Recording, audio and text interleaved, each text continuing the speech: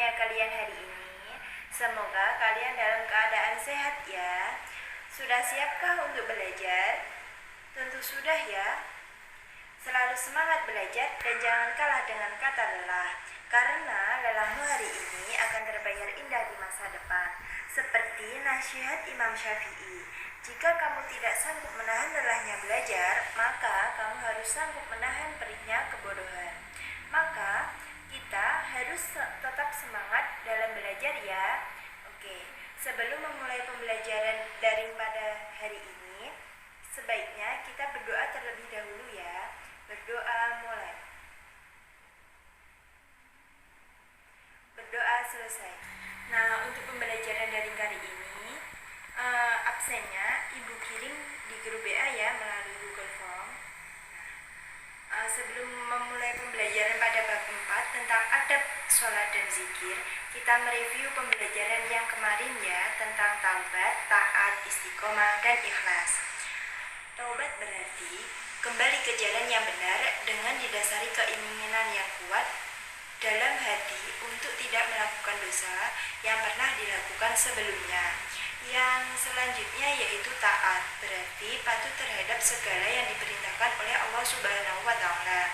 Yang selanjutnya yaitu istiqomah, berarti suatu perbuatan dan sifat yang senantiasa mengikuti jalan yang lurus, yaitu jalan yang diridhoi oleh Allah Subhanahu wa Ta'ala.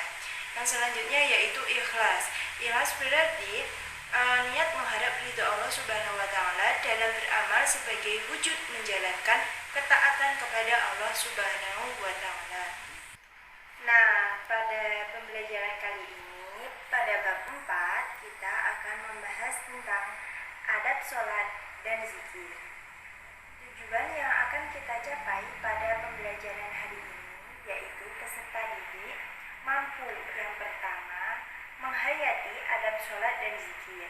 Yang kedua, membiasakan menerapkan adab sholat dan zikir. Yang ketiga, memahami adab sholat dan zikir. Yang keempat, dapat mensimulasikan adab sholat dan zikir.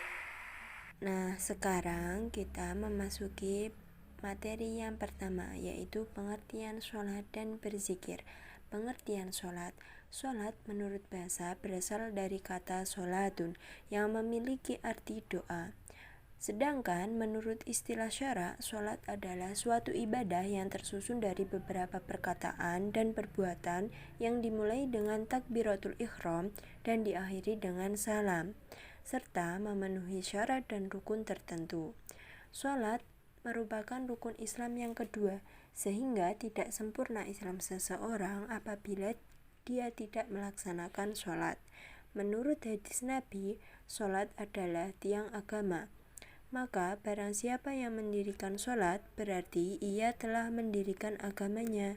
Dan barang siapa yang meninggalkan sholat, maka ia telah merobohkan agamanya. Di dalam Quran Surat Al-Ankabut ayat 45 dijelaskan bahwa sholat dapat mencegah perbuatan keji dan mungkar. Sholat merupakan amal yang dihisab paling awal pada yaumul hisab. Jika sholatnya baik, maka baik pula seluruh amalnya. Namun jika sholatnya rusak, maka seluruh amalnya dianggap rusak oleh Allah Subhanahu wa Ta'ala. Yang selanjutnya, pengertian zikir. Kata zikir berasal dari bahasa Arab zakaro, yang berarti mengingat atau menyebut. Menurut istilah, zikir adalah mengingat Allah dengan cara menyebut sifat-sifat keagungan Allah dan memuliakannya.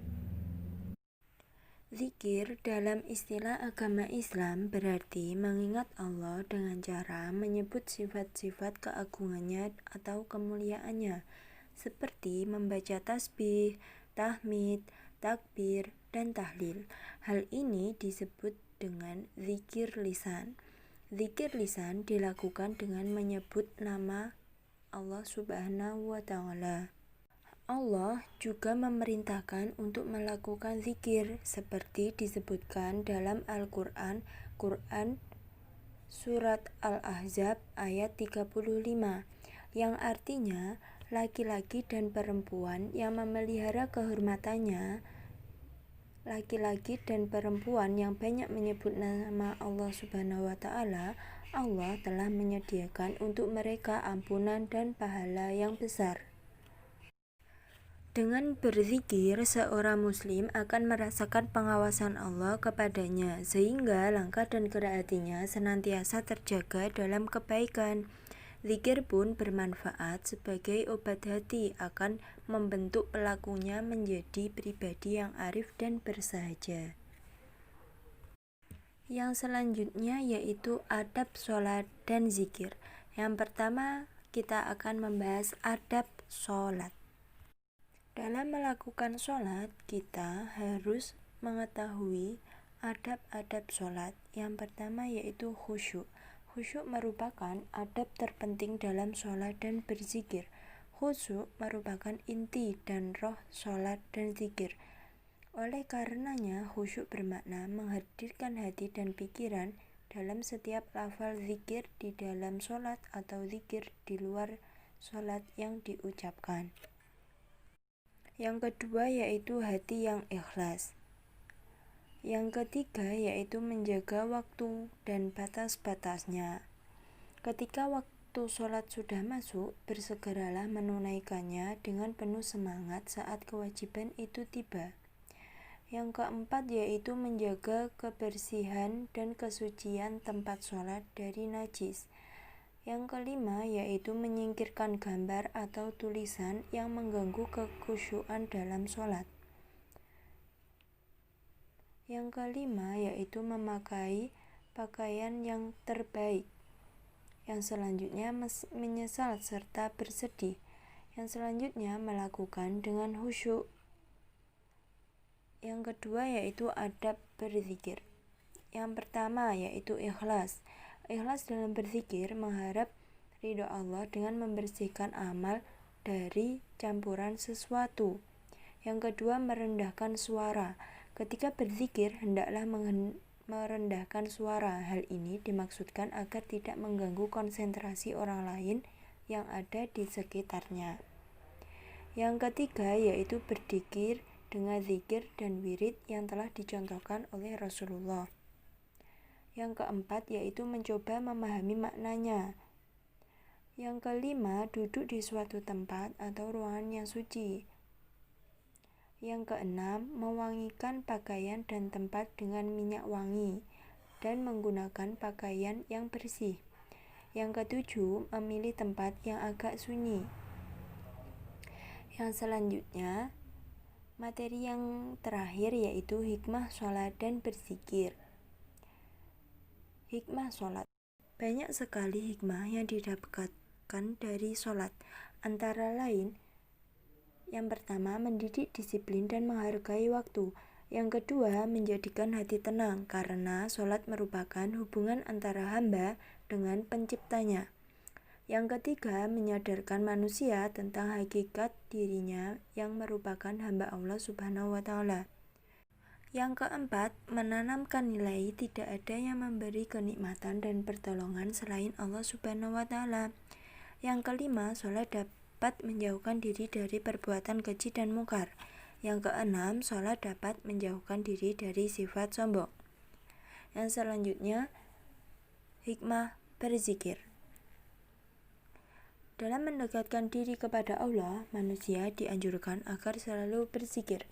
Amalan ini merupakan ibadah, yaitu suatu pengabdian dan penghambaan diri pada Allah Subhanahu wa Ta'ala.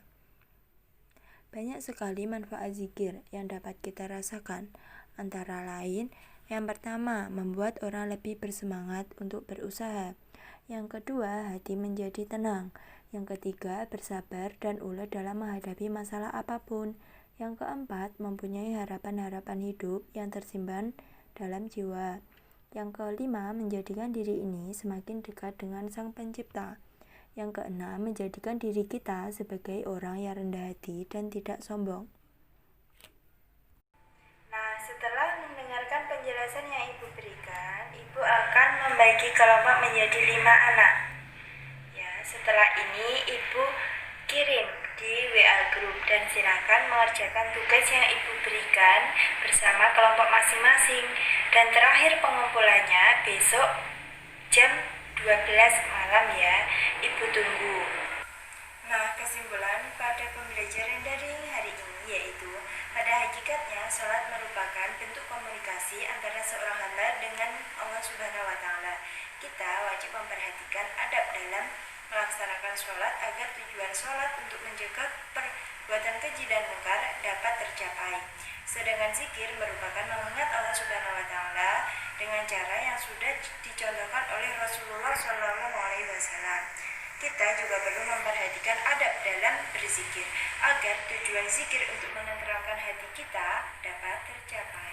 Nah, semoga apa yang kita pelajari hari ini dapat bermanfaat ya untuk anak-anak sekalian. Oke, sebelum kita akhiri pembelajaran pada hari ini, alangkah baiknya kita berdoa terlebih dahulu ya. Berdoa mulai.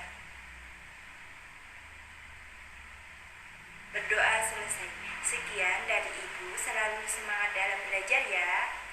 Mohon maaf apabila ada kekurangan. Terima kasih. Wassalamualaikum warahmatullahi wabarakatuh.